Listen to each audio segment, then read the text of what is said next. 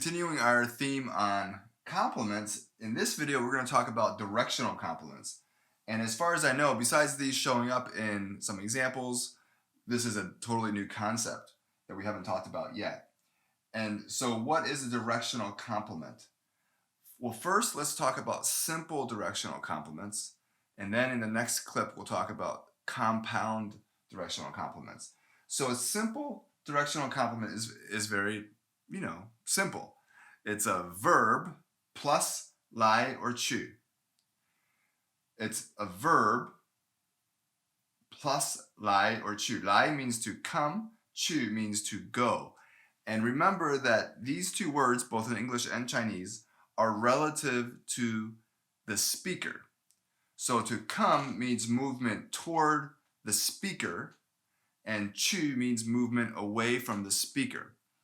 And so when we have a verb, this complement, when it's a simple directional complement, lai and chu is the directional complement. It's verb plus that direction to show which direction the movement is going. Is it toward or away from the speaker?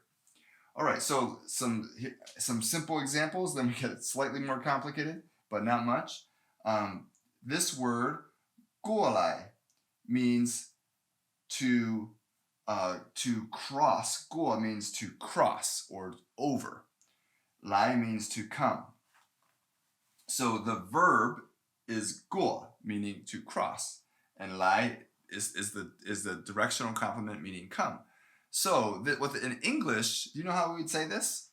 It's backwards in terms of the word order, but it means to come over or to cross over, but it means to come over. But here, this is the over part, and this is the come part. That's why I'm saying that the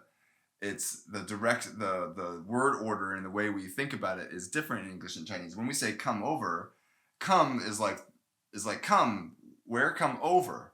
But it's in 过来, it's like 过, to cross over is the verb, and 来 is the direction. Getting a coughing fit here. I just want to point out that when this is a compliment, it's sometimes said neutral tone, but some people will say it as its original tone, which is excuse me, a second tone. I am definitely going to need a drink. Excuse me as I step away and grab my big, huge purple water bottle. All right, this is 起来. Now you've seen 起来 actually in 看起来 or 比起来 before. And this, excuse me, 起 means to arise. 来 means come. So it means to rise up. You can't really rise down. So there is no, you can't rise. There is actually no 起去. It's always 起来. This is one of the words that can't carry the 去. I guess conceptually it doesn't make sense. It's always come. It's always arise, 来. It's like coming up as opposed to going up or something. 起来. This means to arise. It often means to get up off the ground or get up out of bed. 起来. Here we have 都要带来. 带 means to carry or to take with you. So 都要 means all should. 都要 or yeah, 都要. So you should take them all. 都要带来. So 带来 means to carry. 来 is toward the speaker. So it means to bring along. 带来 something means to bring it along. 都要带来. So all of whatever we're talking about should be brought along. 都要带来. So this is the verb and this is the direction. To bring, come is like to bring with me.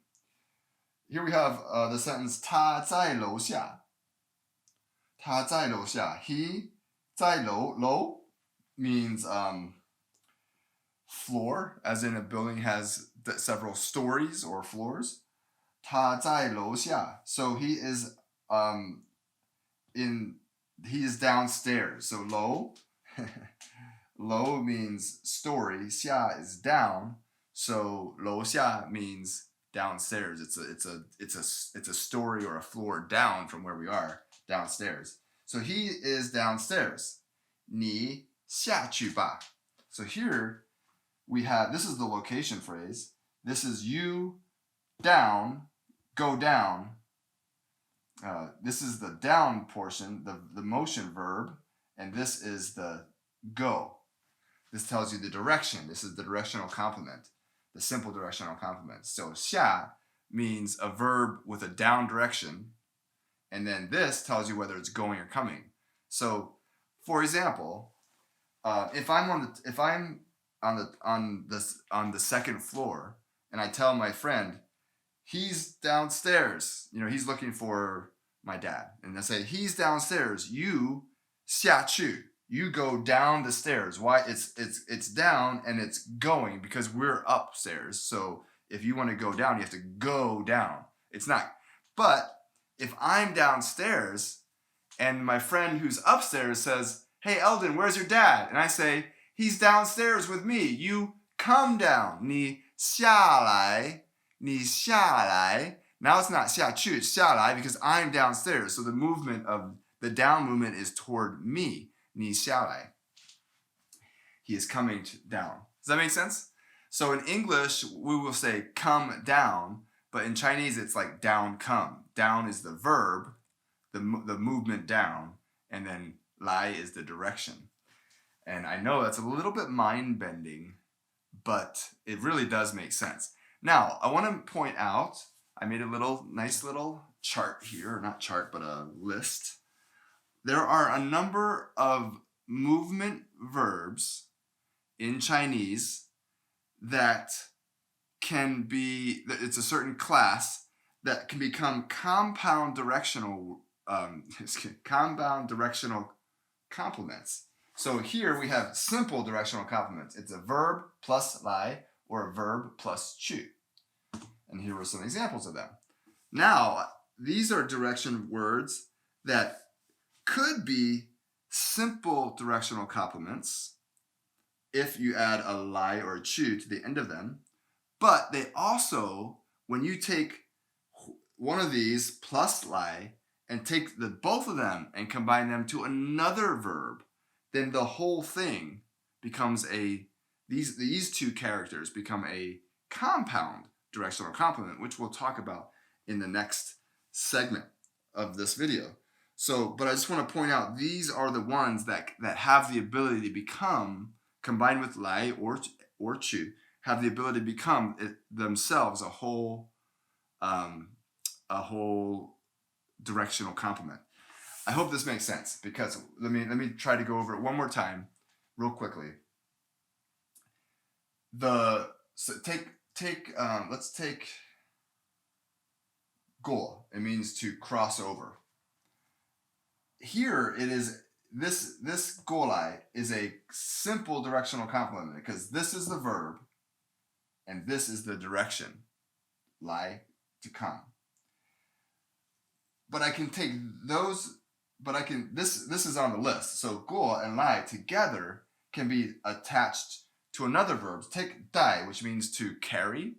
If I say 带过来, so I put 带 right here, 带过来, then the verb is 带, and the 过来 is a direction now. And so I'm not telling a person to come over. Hey, come over. That would be 过来, a simple directional complement. But I'm saying, hey, 带过来, bring it over here toward me. So it's like 带, come over. It's like bring it over here. Hope that makes sense. Here's the list. We have, this is a very important list to memorize or to be very familiar with at least. 上, it means to go up. 下, it means to go down. Or I don't want to use the word go because go has a direction of away from the speaker. It means to move. Maybe I should say move. To move up. To move down. To enter or to move in. 出 means to exit or move out. 回 means to return. 过 means to move, not to move over, like move over. No, it means to cross over from one place to another place. 起 means to arise. Qi can only be combined with lai, not chu. But all the others, it can be lai or chu. Okay, hope that it's helpful.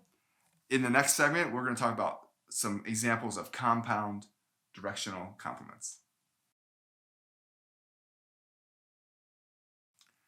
Hi, now we're going to talk about some some compound directional complements. So compound because it's not just a verb plus lai or chu, but now we have a verb plus, I'm going to call it a motion verb, and then plus lai or chu. And remember this list I showed you, these are the motion verbs these are this class of motion words. They're words that have motion and direction inherently in them. Shang means movement up, to move up. Xia means to move down.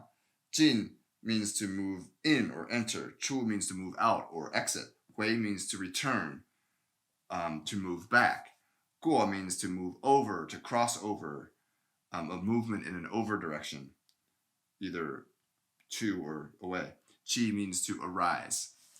So those are the examples of the possible motion verbs. So we have a verb plus a motion verb plus lai or chu. And so this motion word plus motion verb plus lai or chu becomes the directional complement to give us more information about what's going on, about direction and things. So here are some examples of compound directional complements. 站起来. So 站 means to stand. Qi means to arise. Lai is the direction toward, usually toward the speaker. So 站起来, any guess what 站起来 means? I'll show you. I just 站起来了. I stood up, to stand up. 坐下去. Maybe you can see me do this over here. I'm going to 坐下去. Sit down. So 坐 means to sit, 下 means down, and 去 means away. Basically, when someone sits down, they're always, well, no, you can 坐下来. You can tell, if you're sitting, you can tell someone 坐下来, sit down toward me.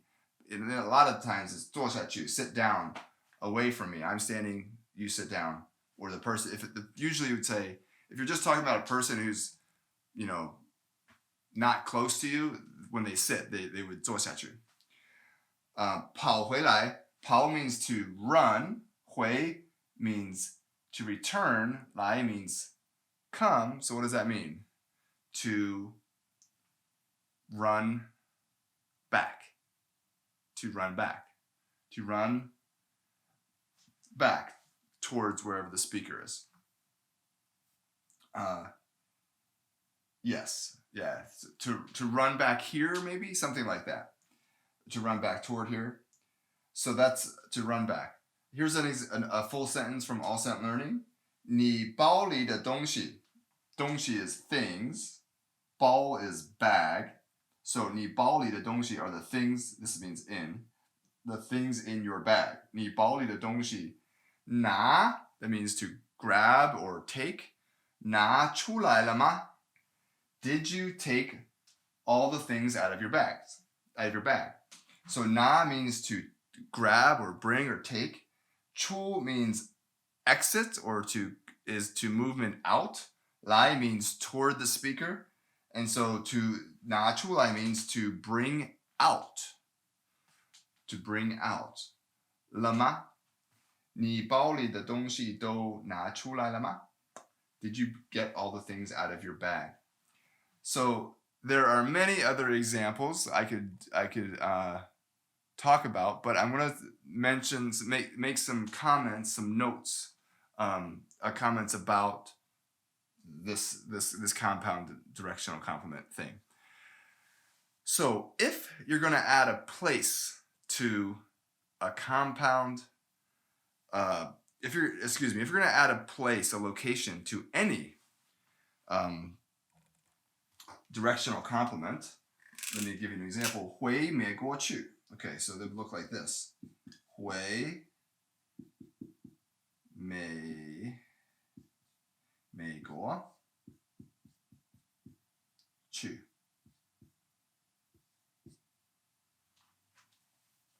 So 美国 means America, and then 回去 is in this case, this is by itself, it's a simple directional complement. So 回 means to return, 去 means to go, so this means go back. So 回去 means go back. 回美国去 means go back to America. So the location goes between the verb and its complement. If Paul, yeah, if I say run back to America or fly back to America would make more sense, then that would be, it's still in this place. So actually the location goes between the motion verb and the lie or chu. I believe. I didn't mess that up. Okay, now, question. If you have an object in the sentence, where does the object go? So all the examples I've given except for this one have no object. Here, this is kind of a cheat because in this case, the object, 你包里的东西, the things in your bag, is like in the topic structure, which begins the sentence, so the topic is first. And so it allows us to not deal with where do we put the object if we're talking about, like, say we take away all this here and we have 拿出来了. So do I put the object, do I say 拿 object 出来, or do I say 拿出 object 来, or do I say 拿出来 object? Where does the object go in this directional complement thing, compound or simple? And can I just tell you something? Can I be honest with you for a moment? I don't know. I don't know. There are certain instances where I can tell you where it goes because I'm familiar with a particular way to say something, but I don't understand the rules about where objects go in this kind of complement structure. And it's like I feel like I've heard so many conflicting rules. Like someone says, "Oh, it's like this," or and I don't get it. I haven't cracked the code yet to confidently tell you the rules or to give you the skinny on where to put objects in directional complements. And if I had to give you one that's like safe most of the time, I would say that put the object between the verb and the complement. So if it's a simple directional complement, it would be a verb like 下 and then an object 去. Or if it's 拿出来 like this, 拿 that 东西出来. But I know for a fact, I saw a video of someone saying 拿出东西来 or 拿出来东西. And so I'm totally confused. I don't get it. So I don't know if that makes you lose confidence in me or if it makes you like really happy that someone who studied Chinese so long is just as confused as you are. I'm not sure what the result of me not knowing and not being able to tell you, but that's the truth. That's where I'm at. I do not clearly understand it. I'm clueless about it. All right. The last thing I want to say, this is getting really long, this whole video. I know it's going to be close to 20 minutes. So 看起来, I wanted to make the point that there are certain compound directional complements that have taken on meanings that are beyond, that are extrapolated from their basic direction. And you actually know one of them, 看起来. 看起来 means to something looks like. Why does 起来, to arise, is combined with 看, mean something seems? I don't know, but it does. 看上去 means the same thing. There's also 起来, so it can sometimes mean to begin something, to start something. Like 哭起来 means to start crying. 读起来 means to start reading aloud. So, and there's another one, 下去, the opposite of 上去. 下去 can sometimes mean to continue doing something. So, 看下去 means to continue looking at or reading something or watching something. 看下去. 说下去 would mean to continue speaking. And you probably want me to stop. You don't want me to, 说下去. You want me to come to an, 说完, come to an end here. Okay, So that is directional compliments. Woo! Oh, you can do it. Yeah.